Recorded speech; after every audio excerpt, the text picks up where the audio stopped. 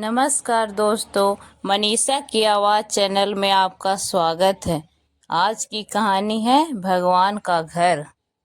एक दिन एक अमीर व्यापारी किसी काम से एक गांव में जा रहा था। बारिश का मौसम था, झमाझम बारिश हो रही थी और रास्ते में जगह जगह गड्ढों में पानी भरा हुआ था।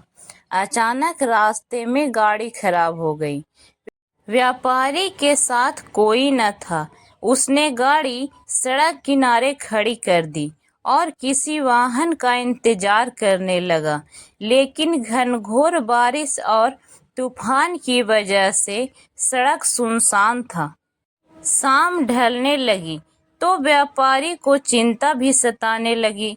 अचानक उसने देखा कि एक गरीब व्यक्ति साइकिल से गुजर रहा है। सड़क किनारे अपनी गाड़ी में बैठे बैठे उसने साइकिल सवार को आवाज देकर रोका और पूछा कि कहीं कोई गाड़ी का मैकेनिक मिल सकता है क्या। साइकिल सवार ने बताया कि इतनी बारिश में दूर दूर तक उसे कोई मैकेनिक नहीं मिल पाएगा। यह सुनकर व्यापारी चिंतित हो उठा। तब साइकिल सवार ने बड़ी विनम्रता से कहा,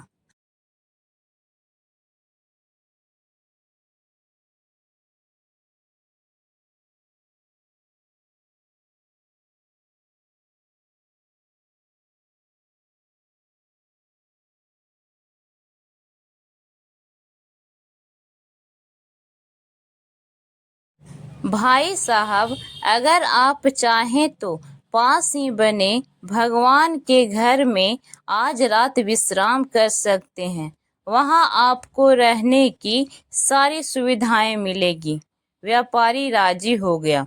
उसने सोचा कि आज रात मंदिर में ठहर कर अगले दिन सुबह वो गाड़ी मरम्मत का कोई रास्ता देख लेगा। साइकिल सवार ने उसे अपनी साइकिल पर बिठाया और चल पड़ा। थोड़ी देर में दोनों एक छोटे से मकान के सामने पहुंच गए।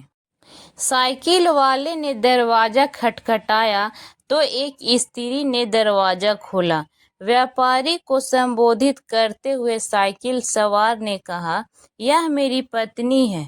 इस भगवान के घर में सिर्फ हम दोनों ही रहते हैं।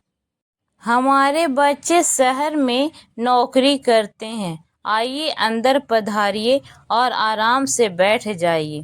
थोड़ी ही देर में साइकिल वाले की पत्नी गर्म गर्म चाय नाश्ता लेकर आई। रात का खाना भी पकाने लगी।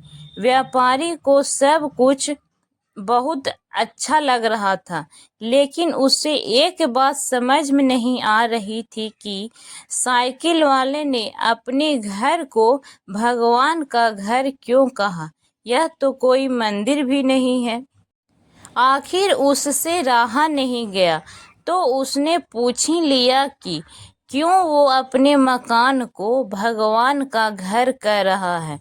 लोग तो अक्सर यही कहते हैं कि मेरे घर में भगवान विराजमान है, या मेरे घर में भगवान के लिए पूजा घर बनवाया है, या मेरे घर में भगवान आए हैं।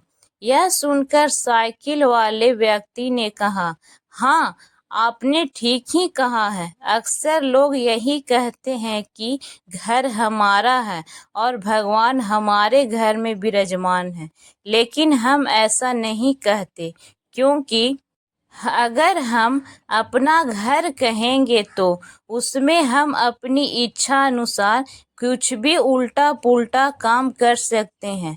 लेकिन अगर हमने भगवान का घर कहा तो हम वहाँ कोई गलत अनाचार वाले काम नहीं कर सकते और हमेशा उन्हीं सद्विचारों में रहते हैं जैसे हम सब मंदिर के अंदर होते हैं। और मज़े की बात तो यह है कि जैसा कि लोग बोलते हैं कि मृत्यु के बाद हमें भगवान के घर जाना है, तो उस हिसाब से देखा जाए तो हम जीते जी ही भगवान के घर में रहने का सुख प्राप्त कर रहे हैं। उस गरीब व्यक्ति के इतने सुंदर विचार से व्यापारी बहुत प्रेरित हुआ और उसने भी अपने घर को भगवान का घर कहने का मन बना लिया। आशा करती हूँ दोस्तों आपको ये कहानी अच्छी लगी होगी और भी ऐसे कहानी सुनने के लिए हमारे चैनल को सब्सक्राइब करें। धन्यवाद।